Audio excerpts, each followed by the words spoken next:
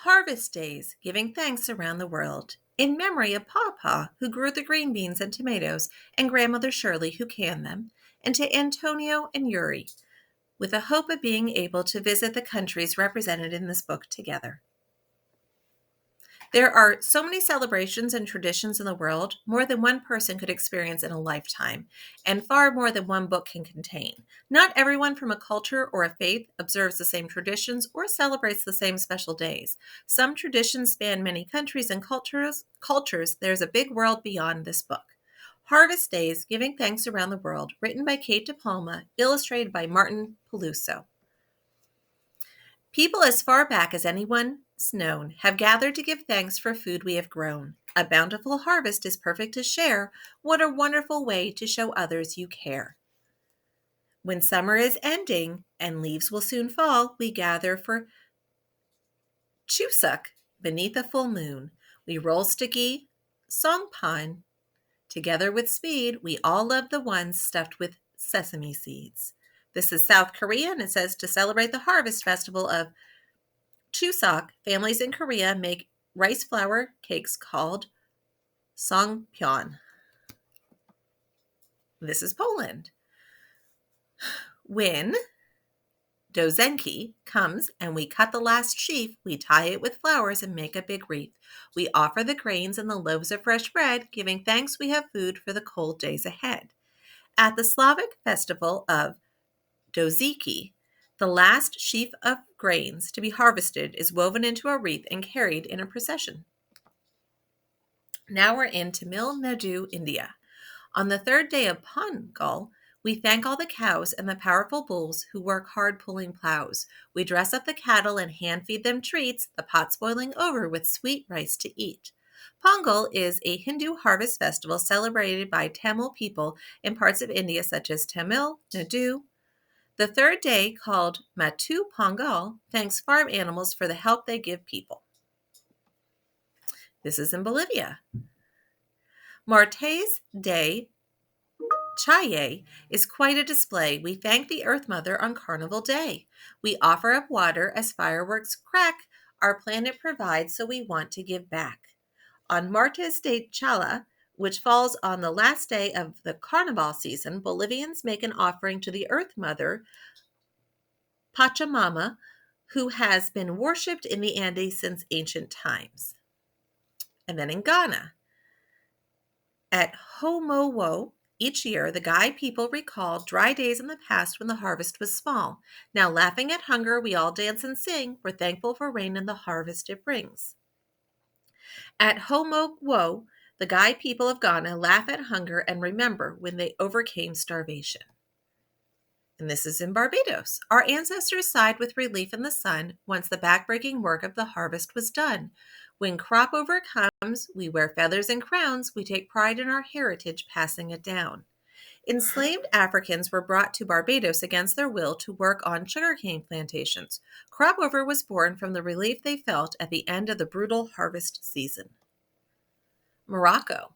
When it's time for Sukkot, the buildings we make, it's nice to spend time in, asleep or awake. Our family and friends come to meet us inside, grateful for all that Hoshim can provide. During the harvest festival of Sukkot, Jewish people all over the world build temporary huts to celebrate how God protected the Israelites when they left Egypt.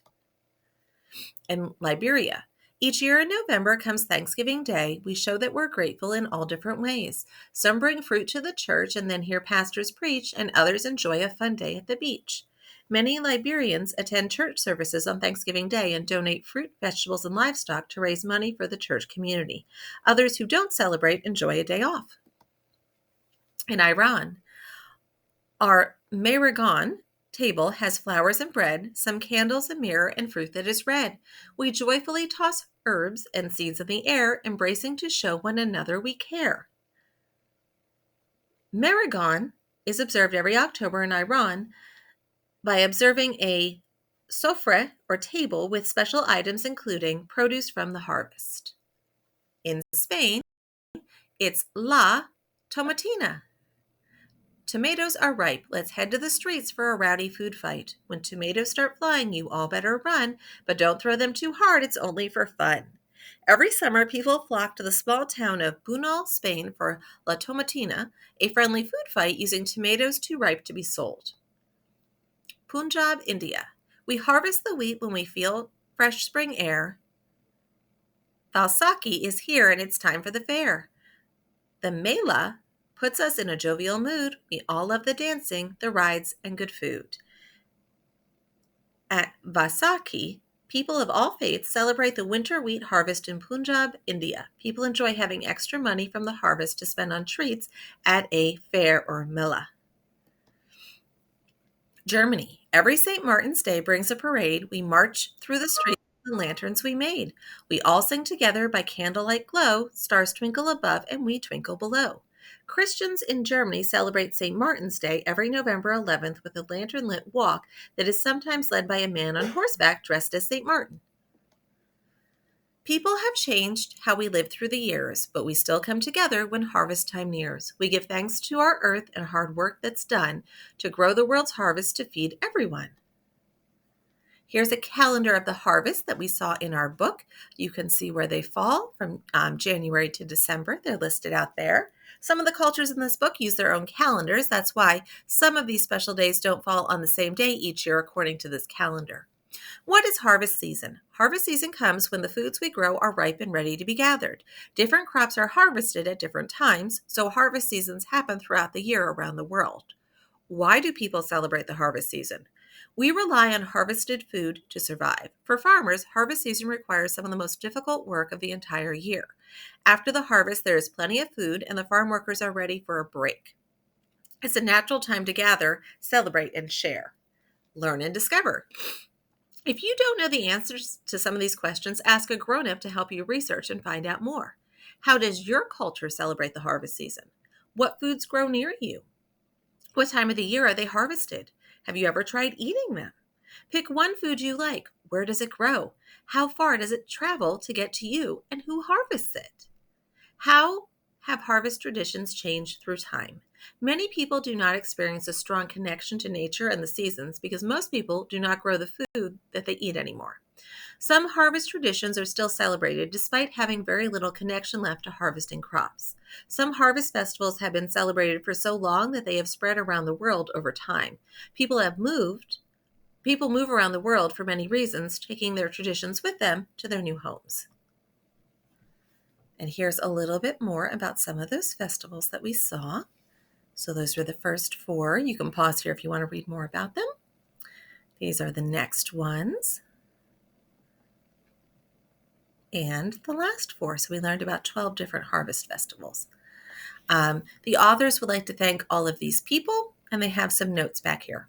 Harvest festivals are among the most ancient traditions on earth. Long before humankind had organized itself into societies with customs and rituals of their own, all we had was the rhythms of the planet. Today, many people feel very little relationship to the seasons that bring us the food we eat. Harvest festivals offer us an opportunity to connect to that relationship.